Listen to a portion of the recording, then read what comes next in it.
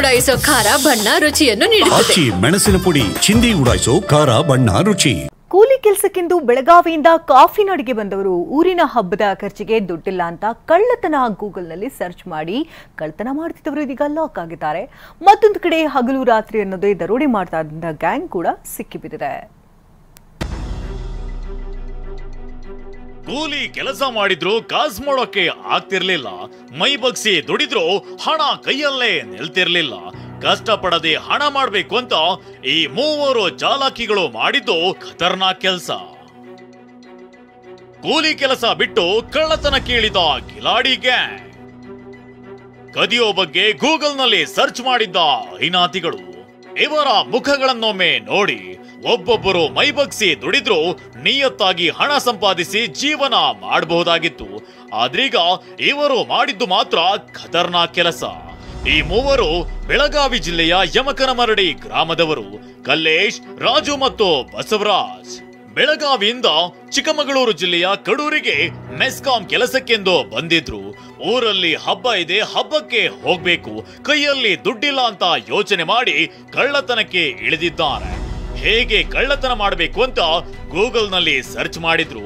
ಮೊದಲು ಬೈಕ್ ಕದ್ದಿದ್ದು.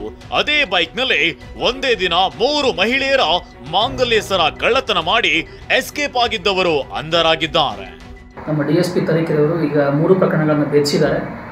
3 ಪ್ರಕರಣಗಳು ಏನಿತ್ತು ಅದರಲ್ಲಿ ಇರ್ತಕ್ಕಂಥ ಆರೋಪಿಗಳು 3 ಜನ ಅವರು ಪಲ್ಸರ್ ಬೈಕಲ್ಲಿ ಬಂದು ಚಿಲ್ಲಿ ಪೌಡ್ರನ್ನು ಎರಚಿ ಚೈನನ್ನು ಕಿತ್ಕೊಂಡು ಹೋಗಿರ್ತಕ್ಕಂಥದ್ದು.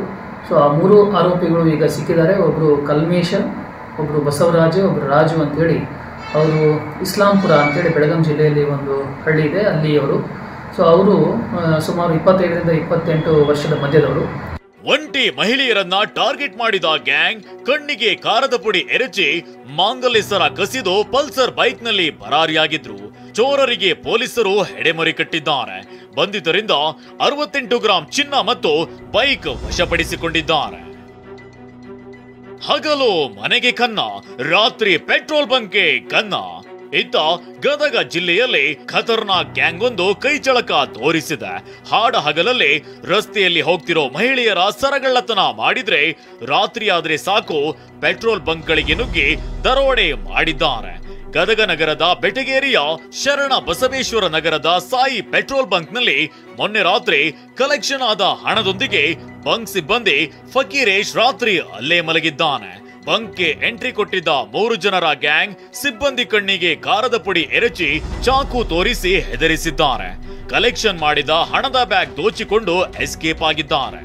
3 ಡಿವೈಎಸ್ಪಿಗಳ ನೇತೃತ್ವದಲ್ಲಿ 3 ತಂಡ ಆರೋಪಿಗಳ ಪತ್ತೆಗೆ ಮುಂದಾಗಿದೆ.